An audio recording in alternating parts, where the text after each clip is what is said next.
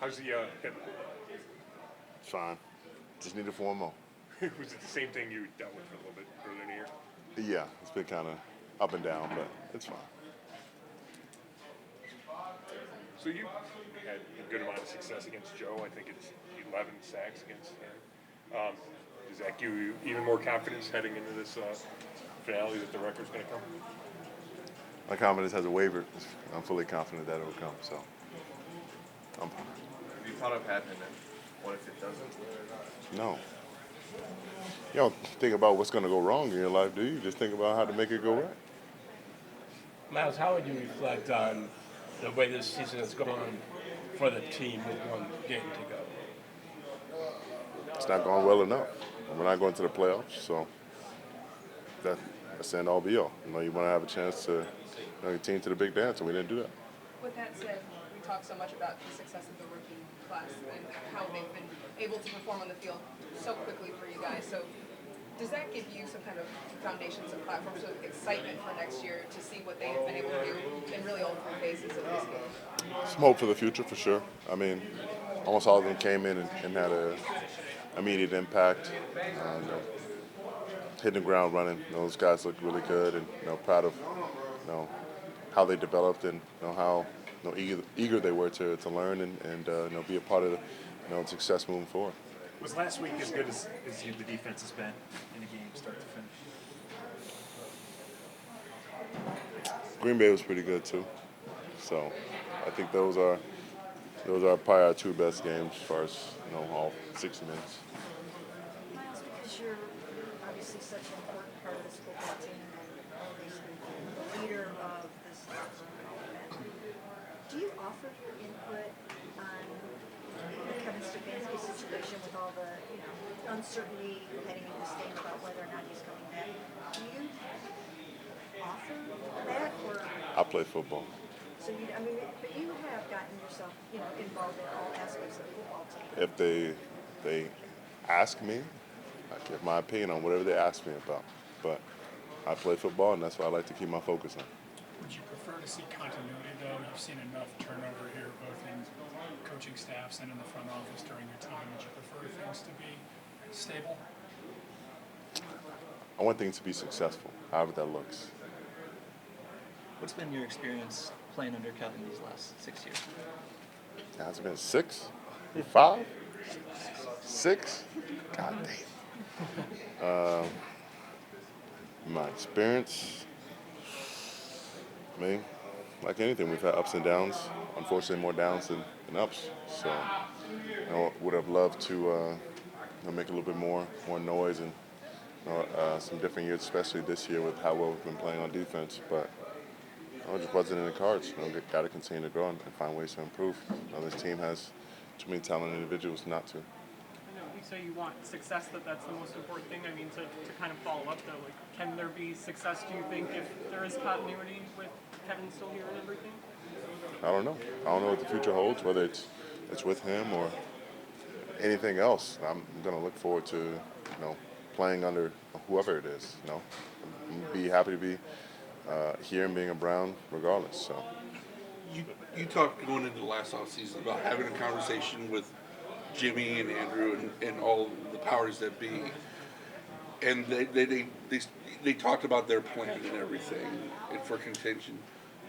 Was there anything they said in those conversations that they didn't hold true to, other than what happened on the field? Maybe a little bit, but at the end of the day, not everything goes as planned. Everything that you want to happen comes to fruition. So can't hold too much against them. Not that they can see the future, but got to worry about next year. Just on that, Myles, when you kind of knew that they're going to re-sign Joe Flacco before any of us did, right? And so then how surprised were you when they traded him, which had an effect on this season? I was surprised as everyone else. I didn't know about the news until everyone else did, so I'm looking forward to seeing what's the plan then, and just like the rest of us were, and how we're going to make it work. If we're going to trade Joe away, then we got to find a way to win games, regardless of who's back there. And haven't done it enough. I see a couple rookies that continue to grow, but it was interesting. But we're here now. How were you able to rise above the frustration? Got a job to do, regardless of offense, special teams. The lapses we have on defense during games, and for stretches. I got to be the same person every time I walk into here. Every time I step on the field, I expect the same 95, same MG. Making plays, speaking to the team, speaking to our guys, motivating, inspiring, leading, and especially leading by example. So I can't lapse just because things are going well. That's not a good test for me. Myles, with you guys having such a dominant defense this year and with the future looking so bright with Carson and Mason and all of that, do you feel like it's important for Jim Schwartz to move forward with you guys in whatever capacity? I mean, is that something that you feel is important for this defense? I mean, I like Jim. I like the coaches that we have. So I don't know what's going to be in the future. Would I like to play under Jim? Would I like to keep the team and for us to improve? Absolutely. But these are things that are handled by people who sign my checks, so they make bigger decisions than I can account for. So I'm gonna allow them to do what they do, give my opinions as they ask for it, and then I got to rock with whoever they have here. But love Jim, and I love playing for him. Jim has expressed interest in still being a head coach in this league. He says he aspires to the top of his profession just like anybody else does. Having played under him now for a while, what would a Jim Schwartz head coach franchise look like, you think? Again, I can't see into the future. I don't know what it'll be like. I know it'll be regimented and probably very efficient. I mean, that's how he runs it on defense. So I think those two things will hold true, but how it would come out to results on the field, that's always determined by us, and sometimes things you can't control, injuries and the like. Forgive me if we asked you this over the last couple weeks, but do you feel like the record-clinching sack has to look a certain way? No, they all count.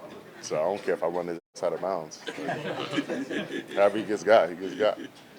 Myles, a couple more. Before the list started getting published a couple weeks ago, would you have known that Joe's at the top of the list of guys you've sacked the most? Would I have known? Absolutely. I've seen his face on the ground, looking up at me, saying, "Hi, Myles," and "Hi, Joe," too many times. So, yeah, I figured he'd be at the top. So you know that it's him and Lamar more than anybody? Well, Lamar recently had to pick up some slack. Yeah, he's made me miss a little bit more than everybody else. Myles, in the past, it has seemed like you've wanted a more active voice in the decisions that have been made. Now, today you're saying you just kind of play football. Has your mindset changed in regards to that at all? Has it changed? I feel like they ask my opinion, more and more each year, and what I want and how I feel about things. But that's what you expect, for a veteran and quote unquote star player. They want to try to elevate and motivate us, and that helps bring all the other guys along. If we're happy, that usually means that everyone else is happy. So I'm not running into the meetings trying to make things happen. It's not who I am. But I speak when they come to me, and then, like I said, I just play my game. Myles, are you gonna do Daniel and Dan, and then we go? Myles, I know that you just signed some of the contract extension, last off season, but given that you said that some of the stuff that you were told maybe didn't come to fruition, and you can't, know what the picture holds, is this a thing where you need to it's reoccurring, you need to talk to the higher ups and to really be on board with the plans for the future, or would you say you're pretty committed to the organization, or fully committed to the organization and its future? Quote Max, I'm committed to winning, and as long as the team and organization are doing so, and they're committed to that same thing, then I'm all on board. But if we're thinking anything other than winning, tanking or rebuilding, that's not me. I was just going to follow up the line. Are you hoping or expecting them to ask you before you leave Ask me what? what you want to see happen? I mean, we got extra meetings, so they'll give me regardless. Now, whether we'll continue to have a conversation after that is really up to them. So, I'll be seeing everybody, and we'll all have a chance to sit down and discuss everything, how things went, and what the future looks like.